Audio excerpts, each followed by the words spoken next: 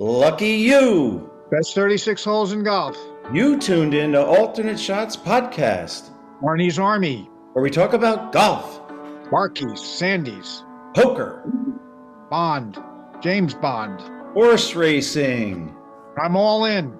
great movies. Alfred Hitchcock. We have no script. And down the stretch they come. We're glad you joined us. Frankly, my dear, I don't give a damn. Whoop, let's start again. We've been playing golf elsewhere. We have not been talking about Wingfoot, the greatest 36 holes in golf. What have you been up to? I'm trying to remember whether I used an interlocking grip or a 10-finger grip. It's been so long since I swung a golf club. Did you check your bag to see if the Orlamar is still in the bag, or have you upgraded to the most scientific AI-made Callaway 7 hybrid? I've tried several times to get rid of that Orlamar, and it just can't be done. That would disappoint all my fans. Well, we were talking the other day, go back decades, and it's kind of interesting because the ball does go further. It's not even, I'm hitting it further than I did when I was 25. Yeah. By the way, as a side note, everybody's got to go take a peek at least one of the really interesting podcast episodes by a guy named Grant Horvat. He's down in Jupiter, and he's the one I just watched last night was with the 4 best junior golfers from the age of 9 to 15. And the 11-year-old kid they talked to, he said, well, what's your best score? He says, 20 under. And Grant said, was this for a 4-round tournament? He said, no, it was only 2 rounds. He shot 11 under. He shot 11 under 1 round and 9 under, so he shot 61-63. 72 par. Now, I don't care what tees you're playing from. Maybe he was playing from 5,000 yards. But you watch these kids. They're all fundamental, unbelievable. They hit it in the fairway. They hit it on the green. They putt really well. And but, we're talking about the ball going further. The story that pops to my mind, today we're going to talk about 15 West Pyramids. Great hole.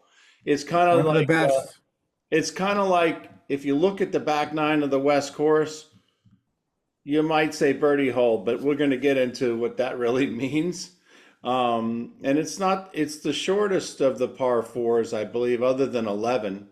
It's only 426 from all the way to the back. If you're playing Bryson DeChambeau tees, winner of the 2020 U.S. Open, it's 426. It's not very long.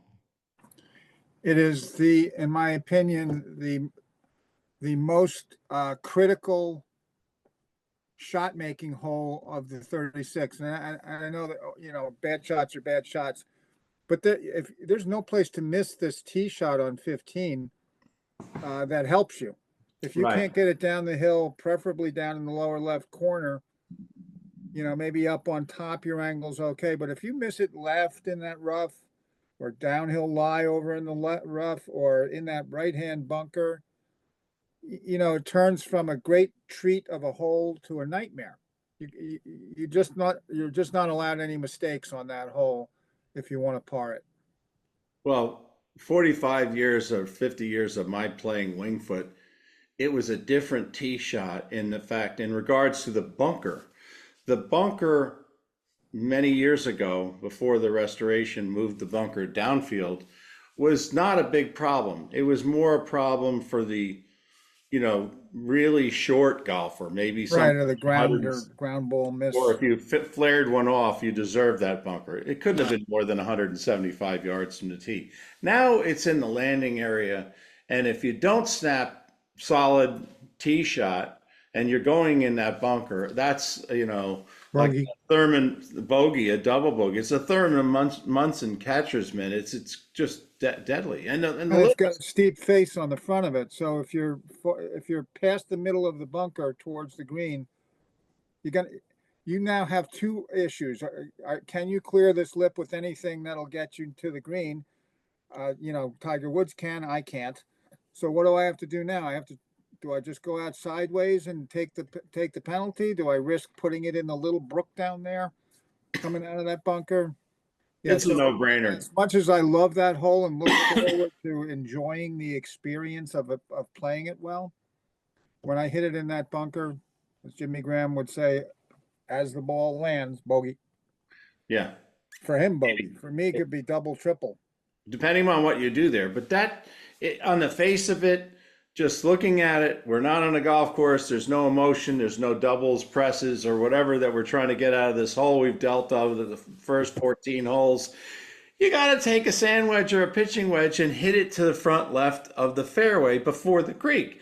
You've got to take your medicine, and now, and then you might make bogey. Then you might make par if you really hit a good third shot. Which brings us to some of the philosophy of golf in general. As it has altered as players have gotten, like I say, from that, if you're in that bunker, you're 180 yards or something from the green.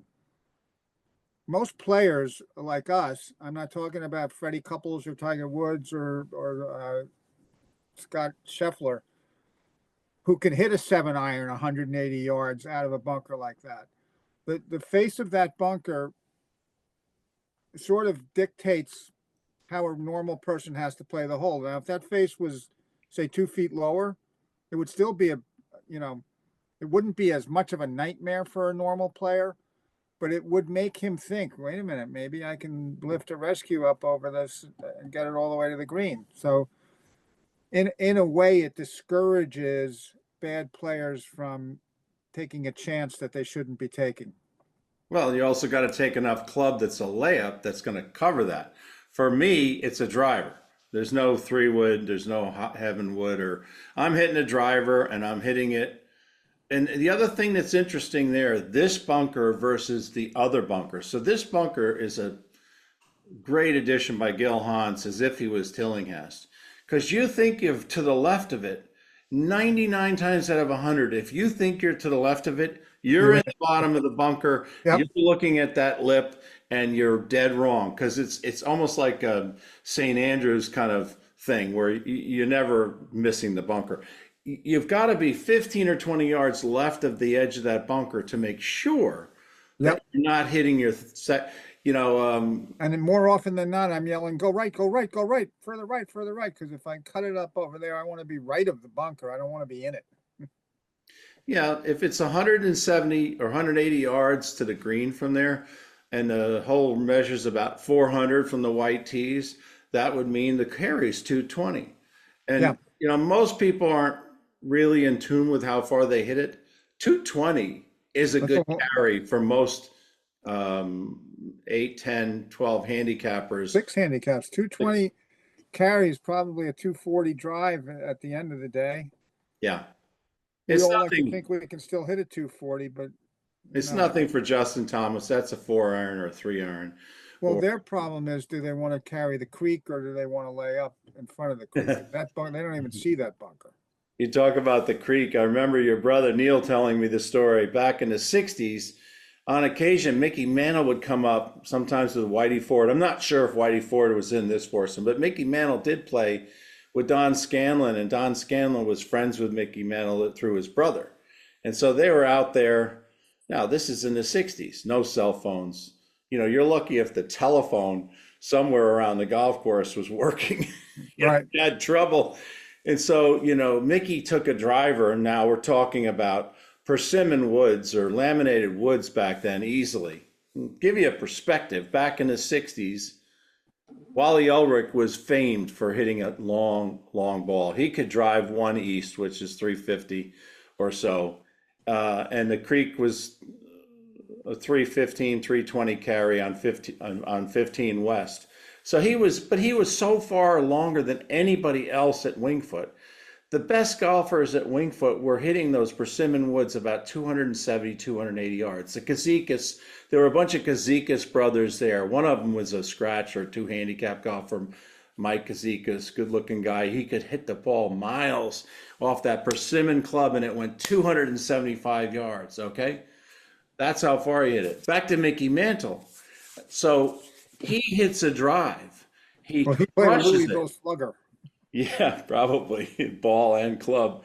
He crushed it, and he made it up the middle of the fairway, right? he's only about 70 yards. It's kind of where you might be if you just If you were in that bunker, yeah. if you were in that bunker and you just got it over the water. So now you got a 60-yard pitch shot, which that was a big drive. So he hit it 330, 340 yards. But the legend is, your brother told me back then, word of mouth. So the 15th hole, as we also remember, to the left of the green, his famous house is Freddie Corcoran's home. And Freddie Corcoran was a lot of things. He helped found the LPGA. He was the first sports agent. He created the scoring system still used today when people are followed around and they have the kids with the scoreboards and manually changing the signs. So Freddie's house is off to the left about another 60, 70 yards. But the legend is, by the time he came in, everybody was talking about this big hook that Mickey Mantle had. He bounced it off Freddie Corcoran's roof some 410 yards. Like off the upper deck in foul territory at Yankee Yeah. Stadium. Yeah, so people were creating legends back then, but he hit it 350, 340 over the water and pushed it up, and he made birdie. That's what the real story was. But that's kind of, he was a long hitter. I think his longest measured home run, I think, was 565 feet. It wasn't until Dave Kingman started hitting them 600 feet that there was such a thing as a 600-foot home run. They extrapolate that some of his home runs might have gone further if they didn't hit the facing of the upper deck on their way out. But think about that. That's only about half the distance of where he could hit a golf ball. That's how big a difference that is. Yeah. Yeah, and who imagine if he was playing today with that same, he had to have club head speed. So let's go back to the, They said to him years ago before he died, when he was older and retired, if you were playing for the Yankees today, how much would they pay you? And he said, back then he said it would have to be a couple million a year. And the guy said, that's all? He says, well, you got to remember, I'm 60 years old. oh my God, Soto, that money, crazy Oh, money, crazy money. But so let's go back to 15 West Pyramids. Now let's say you hit a perfect layup down in the fairway, sort now of the fun level. starts. It's sort of level. It's not perfectly level down there, and you've got it down there in the bottom left shelf. So you're about 135, 140. Tell me what you're looking at. To me, of all 36 holes, and like I say, this one can create the greatest misery or the greatest joy. The pin position on this hole, or hole location, I guess, is what you have to say these days, is more critical on this hole than maybe any other hole. Maybe One West competes with it, because it could be a 2-club difference coming in if it's in the back versus the front. And then you have to take into consideration, is it going to go left? If I get it up there, will it come back? If it's all the way in the back, do I want to get it to the back center and let it trickle down to the hole? It's just every kind of joy is out there to be had in front of you. So you plot that shot out. I live for that shot. I just want to get it down there. So I'm really disappointed when my tee shot goes in that bunker. It spoils all the fun for me of that green. Because to me, that green is just as much fun as can possibly be. And if you ever played with my brother, that would you'd be stuck there until dark, putting this, putting that, putting this. But between that and One West, I would say the two most fun and creative Tillinghast greens on the property. Well, tale of 2 days. I used to play very early, and one day, so if you remember that green, it kind of the first 20%, 25, maybe 35% is a false front. Yep. Then there's like a middle, and then there's a back right pin. There's a gully pin position, and there's some way in the back, depending upon how they cut the greens. If they're faster, they cut them slower. So one day they had the pin. We get to that hole, and I think I hit a 5 hybrid or something like that. Right at the front of the green, it skipped up and went past maybe 15 feet above the hole. And they had the pin, the hole location, right on the edge, right on the edge, right on the edge. It wasn't an inch past the pin before it went off the Right. So I knew that, and I think I was playing with Tom Donino, and somebody who was a very good putter knew that, and we just got to breathe on this. So I played more break to the right, which was a mistake because it got up and gave it a little bit more Momentum. momentum Yeah. where it wasn't bleeding at the hole. It was going at the hole like you would normally want to putt 6 to 18 inches past, and I'm 20 yards down the fairway. Right. 20 off the green, 25 yards down the fairway. Give me a 7-iron, or maybe I use the putter again. So the next day, knowing that, and they had the similar pin, I went out there and I purposely hit one club less. Yeah, you want to come up short. I ended up right in front of the green, about 10 yards off the green, because I'm always going uphill, and I Yep. managed to lag it just perfectly and make the 4. Because I made 5 on Yeah. perfect shots. A great drive, a great second shot, 3 putts on Saturday. On Sunday, I was smart and I laid it up. I was playing where the pin was in that back right corner. Describe that. It's there's a valley back there. You've gone uphill to the green, and then everything sort of goes this way. And then at the top, there's a sort of a hump. And down in here is where they'll put the pin down in the right. It's never up in the back left. Is But there if you're room in the- for 1 or 2 bathtubs back there? There's room for 2 bathtubs, probably. But if the pin's there, what I've learned, and not that it's easy, but if you can hit the ball to the back center of the green, making sure not to go left, because if it goes left, it's going to go left. If you can get it up there, it's going to trickle right, and it's going to never be more than 3 or 4 feet from the hole. The danger, of course, is you hit it too hard and it stays up there on the fringe, or you miss it left and it goes down there. But what I've seen people do countless times is just try and get it up over the ridge just exactly right, so it goes downhill, and it never works. They come up short, or they ram it too far past. So it's one of those holes where the easiest putt and the safest play when the pin is back there, you have to be completely thinking outside the box. You're hitting that thing 10 or 12 feet left of the hole and 10 or 12 or 15 feet past the hole to put it to knock it stiff. It's an incredibly it's Tillinghast at its best. I like 2 East has some of that. 1 West has some of that. Yeah. I love that Tillinghast gives you that option with his greens, where you can use his green to help you. Yeah. I remember, again, a million years ago, I caddied for Chuck Mersine, who's one of the nicest guys that ever walked the planet, famous football player. He was playing in a member guest. In those days, you played 3 18-hole matches. You played your first match, then the semifinals, then the finals. So it's the last day, it's Sunday, and it's cold and it's raining, and the guys he was playing with, he didn't quite like, and they didn't give him a putt this long. It was literally 10 inches on 2 West. I won't say what he said to me that's that long, but we're on the 15th hole, and he put it up on the top of the hill, and the pin was in the back right. Now they have a chance to close out these guys because he's a nice guy, but you could see he's still steaming over these guys. And he was a professional athlete. Yeah, he wanted to beat these guys like he wanted to draw oxygen. And so give me the 5-iron, and he took the 5-iron out. And in the light rain, in the chill, on a downhill lie, he aims it right over the bunker, and he puts it up there within 6 inches. Wow. And he said to me as we're walking up, "Take that, you so-and-so."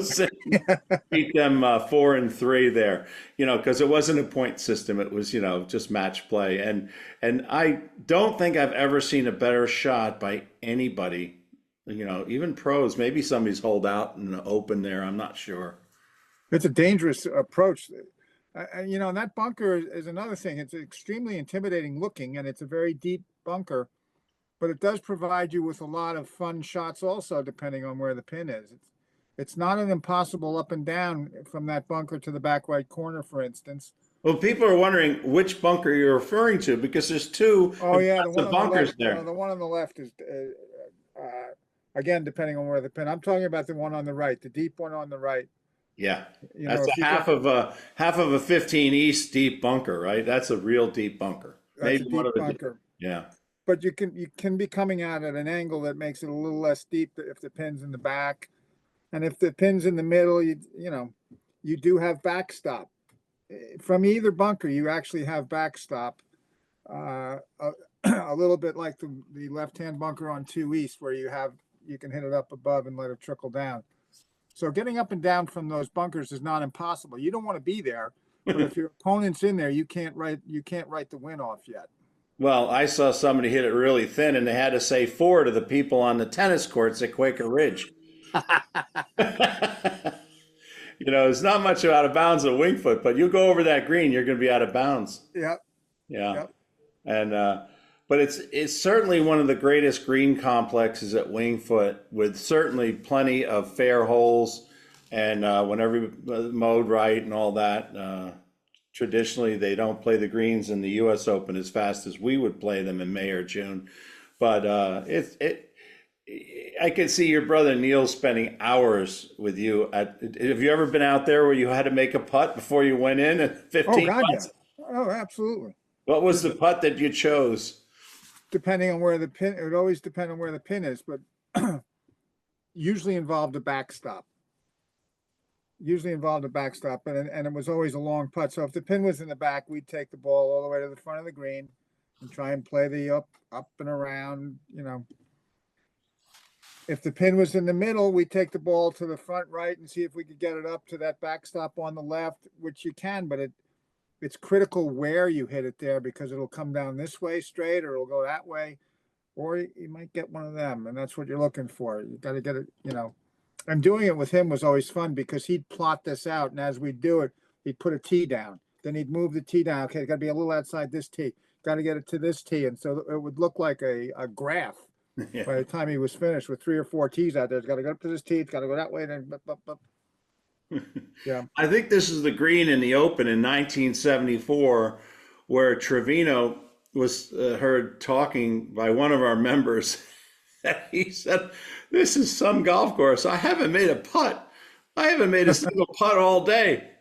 And you have to say, Trevino was a pretty darn good putter to win the majors that he's won. Oh yeah. What an attitude he had. I played in an event out in Las Vegas years ago at the Desert Inn, a Pro-Am. I played in it a few times, and it was a great setup because the amateurs got to play 2 days with the pros, and then the top 20 amateurs or 26 amateurs over the 2 days got to play a third day. And you're in the same locker room with everybody. And I'm in the locker room one day putting on my shoes for round 2, and I hear Trevino talking to the locker room guy, like, "Where's the tee sheets? Where do we know what time? Blah blah blah." And he says, and the guy shows him, and Trevino goes, "No, this is for the Pro-Am part. That was yesterday." And the guy says, "No, it's 2 days." And Trevino says, "Oh yeah, now I remember why I didn't want to come back here again this year, because of the 2 days with the amateurs." And he turns and he sees me and he goes, "I'm only kidding. Amateurs are much more fun to play with than those guys out there grinding. At least you can have some fun with them." It's like, I don't care, Lee. I'm having a great time. I still remember. The interesting thing was he told us a story in the locker room that he was playing a slot machine, and he had a not newborn, but a little kid at the time, who's, I don't know how old now. This was 30 years ago. So, and someone came up and said, "You better, get rid of the kid, because if you hit something, you're not going to be allowed to collect, because you have a minor with you." He's like, "I didn't know that. I'm not, it's just, the kid was just sitting on my lap."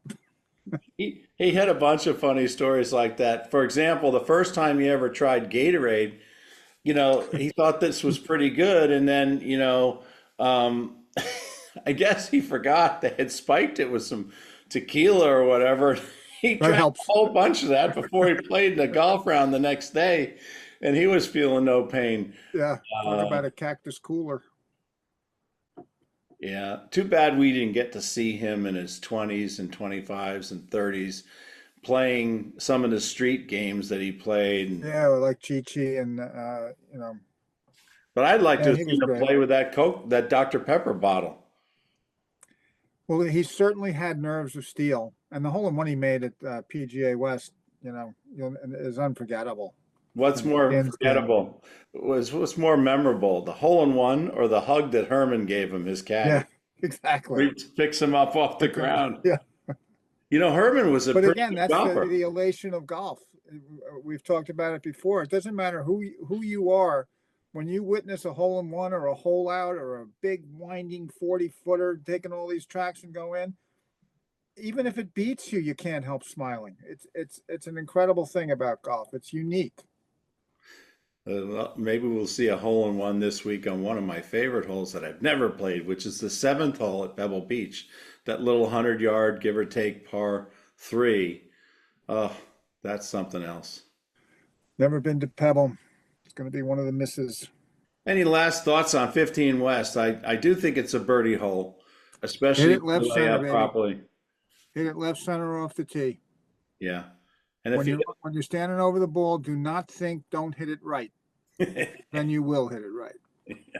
What's the deal with opening day? We're here in January, latter part of January. When are we looking at starting to play Winged Foot again? Oh, as soon as possible. As soon as possible. But right now there's snow on the ground over there. I was taking some pictures the other day, and it's pretty with the snow, patches of snow, but it's also a little discouraging. And they were doing some work on the driving range. They had a bulldozer out there redoing the mats or tees up or something like that. Well, Billy, it's been real. 15 West.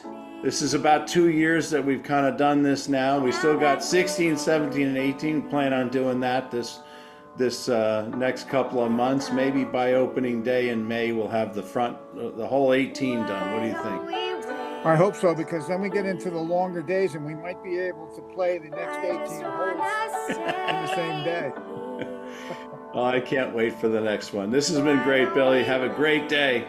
You too, man. Thank you. Why are you laughing? Well, at least we have the laugh to add at the end. That's what happened. Somebody changed my grip, and the next thing you know, I can't do the podcast anymore. I felt like I was in the first row of the first pew at church right during the sermon. And your brother was poking you. My brother was making me laugh.